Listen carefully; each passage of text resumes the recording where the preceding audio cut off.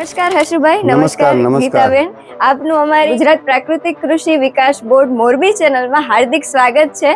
અને સૌથી પહેલા તો તમે એ કહો કે આ બધી દવાઓ તમે કેટલા સમયથી અહીંયા બનાવી રહ્યા છો? અમે આ 4 વર્ષથી આ બનાવી છીએ. પેલા આપણે અહીંયા બેરલમાં બનાવતા હતા, પણ બેરલમાં થોડુંક હલાવવાનું ને એવું અનુકૂળ નહોતું આવતું, એટલે પછી આ ગોળામાં ચાલુ કર્યું છે. માટીના ગોળા જે આપણે જે પ્રાકૃતિક છે, એટલે આપણે પ્રજાપતિને કામ મળી રહીએ. અને આની અંદર હલાવી નહીં ને 3-4 દિવસ તોય વાંધો ન આવે. આમાં અઠવાડિયામાં પાછું તૈયાર થઈ જાય જીવામૂત્ર. આની અંદર આપણે ગૌમૂત્ર નાખી છીએ. 5 લીટર ગૌમૂત્ર હોય છે, 5 લીટર આપણે 5 કિલો ગોબર હોય છે, અને છાશ હોય છે 1 લીટર, અને ગોળ નાખી છીએ અંદર 1/2 કિલો જેવો ગોળ આવે. એટલે એને હલાવી અને મૂકી દે એટલે 4 દિવસ 5 દિવસમાં, ગરમી હોય તો 5 દિવસમાં થઈ જાય, અને શિયાળાનો ઠંડી ઋતુ હોય તો 7 દિવસ લાગે. જીવામૃત તૈયાર થઈ જાય પછી આ બધું લઈ અને ખેતર બેરલમાં મિક્સ કરી અને પાણી સાથે આપી દઈએ છીએ જીવામૃત. બરાબર. અહીંયા આપણે કેટલા લીટર પાણીમાં આપણે કેટલું નાખીએ? 200 લીટર પાણીમાં આપણે અમે 2 ગોળા જે 20-20 લીટરના છે એ 2 નાખી છીએ, 40 લીટર અહીંયા મિક્સ કરી છે. એટલે અહીંયા પછી જે પાણ આપતા હોય એમાં આપી દઈએ, અથવા તો અહીંયા ઝાડવા વાવેલા હોય તો એને અમે 2-2 લીટર આપી દેતા હોય. બરાબર. અને આ જ્યારે આપણે બનાવી ત્યારે આપણે શેડનું ને ધ્યાન રાખવું પડે, ઉપર છાંય? હા, તડકો નો આવે એ ખાસ ધ્યાન રાખવું પડે. તડકો હોય તો એની અંદર થોડુંક ઓલું ઝડપી પ્રોસેસ થવા માંડે છે. બરાબર, વધારે બેક્ટેરિયા. હા, એટલે આમાં માટીમાં વાંધો નહીં આવે. આ રીતે બનાવી શકાય. એને જ્યારે આપણે ખેતરમાં નાખી તો તમે શું લાભ જોયા એના? જો અત્યારે ઓણની સાલમાં અમે જામફળ આવ્યા છે. જામફળ એક અમારા ગામની દીકરી છે એને ચાલુ કર્યા હતા. એમનું પ્રિયંકાબેન નામ છે.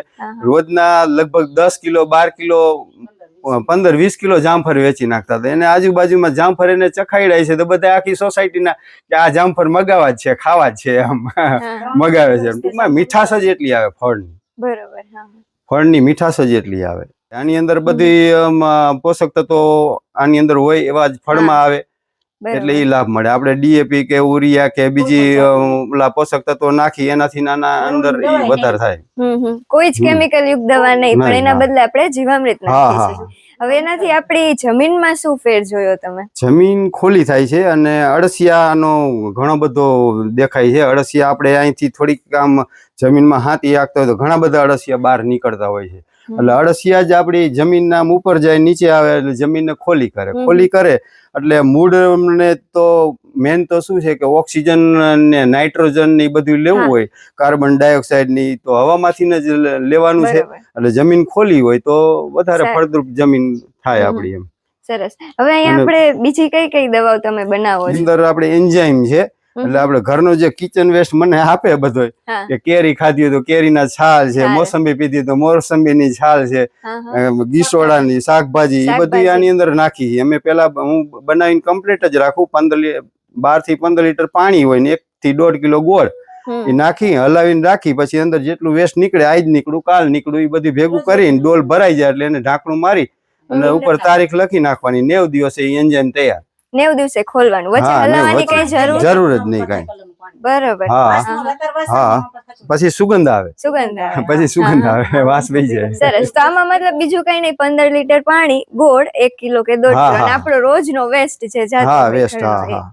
એનાથી ફાયદા ઘણા. એ અમે ઝાડવાને પાઈ છીએ અને એને છંટકાવમાં પણ કામ આવે છે. એ એન્ટીબાયોટિક જ બની જાય છે. અને એની અંદર એ પોષક તત્વો ભરપૂર હોય છે, એટલે ઝાડવામાં એકદમ ગ્રોથ થાય. જે પીળો છોડ હોય તો એ તરત જ કાળાશ પકડે. પેલા બાયોજામ ને એવી દવાઈઓ આવતી, એટલે આ એક જાતનું એન્ઝાઇમ જ છે. હા, ઉણપનું કામ કરે. અને આપણે પાકને કયા સમયે આપવાનું?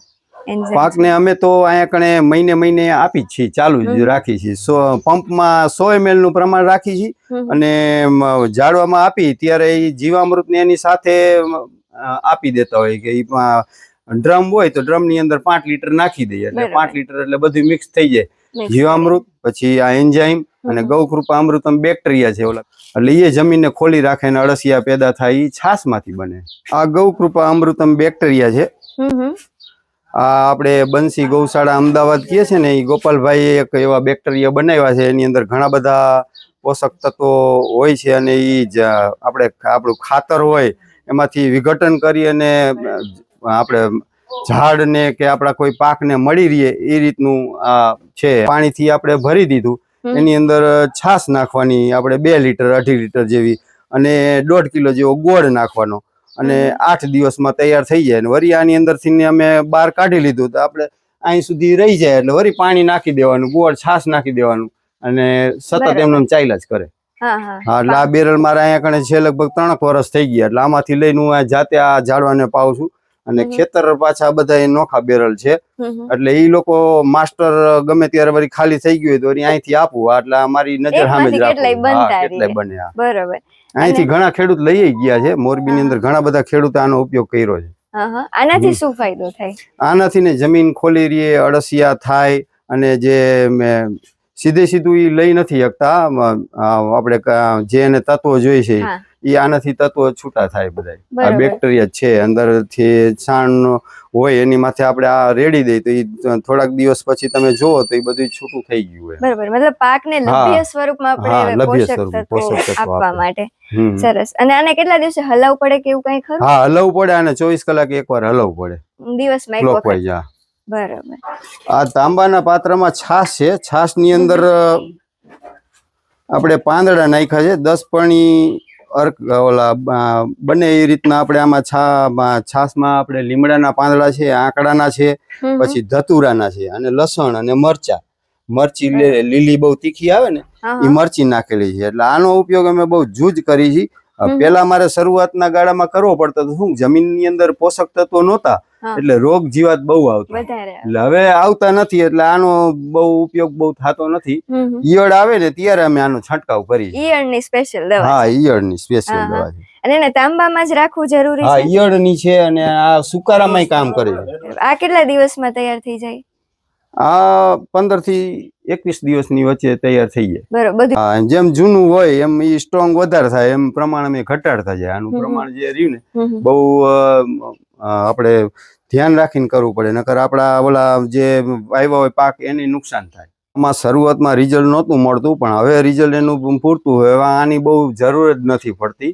હવે શું છે કે મેં 3 વાર ગાયનું છાણ ને ખાતર ને એ આપ્યું છે ને ગૌકૃપા અમૃતમ બેક્ટેરિયા આપી છે, જીવામૃત આપી એટલે જમીન ફળદ્રુપ થઈ ગઈ છે. જમીનની અંદર પાણી વરસાદ આવે તો બાજુના ખેતરમાં ભર્યા હોય પણ મારા ખેતરમાં પાણી ન હોય, બીજાનું ખેતર આવે તોય અંદર ઉતરી જાય છે. જમીન આખી ખોલી થઈ ગઈ, ભરી થઈ ગઈ એટલે એમાં રોગ જીવાત આવવાના ચાન્સ ઘટી ગયા, ઓછા થઈ ગયા. ગૌમૂત્ર નો અર્ક કાઢી હકી. આની અંદર બધાય અર્ક નીકળે. ટૂંકમાં ગળોનો અર્ક કાઢું છું, પછી રસાયણ અર્ક કાઢ્યો છે, ગૌમૂત્ર અર્ક તો આપણે કરી જ છીએ અને નીમ અર્ક એ બનાવી છે. આમાંથી નીમ અર્ક બને ને એમાંથી આ ફિનાઇલ બને. આ ગૌમૂત્ર નો વરિયારી વાળો અર્ક છે આ. એટલે વરિયારી આની અંદર 2 કિલો નાખી દીધી હોય અને 18 લીટર થી 20 લીટર ગૌમૂત્ર હોય. પછી આની અંદર હીટર છે ગરમ થઈ અને આમાં ભરાય એટલે પછી આવી બોટલ પેક કરી દે એટલે આ ગૌમૂત્રનો સીધો પીવા માટે ઉપયોગ થાય. 10 ml પીએ કે આ 20,000 ની આસપાસની કિંમત છે. બોરોસિલ કંપની જે છે ને એનું છે. અને આમાં નાખવાનું શું આપણે એક વખત? આમાં અર્ક બનાવવા માટે ગૌમૂત્ર નો લઈ આવવાનું. નાની વાછડી જે હોય ને 1 થી 2.5 વર્ષની જે ઈ વાછડીનું આપણે ડાયરેક્ટ ગૌમૂત્ર લઈ અને કલેક્શન કરીને આમાં નાખી 18 થી 20 લીટર અને એની અંદર હું વરિયારી વાળું અર્ક બનાવું તો 2 કિલો વરિયારી નાખું અને એના સિવાય કોઈ પણ બીજું અઘેડાનું અર્ક બનાવવું હોય તો અઘેડો નાખવાનો. લીમડાના પાન, મીઠા લીમડાના પાનનો અર્ક બનાવવો હોય તો મીઠા લીમડાના, સરગવાનું બનાવવું હોય સરગવાનું. એ રીતે અલગ અલગ થઈ શકે.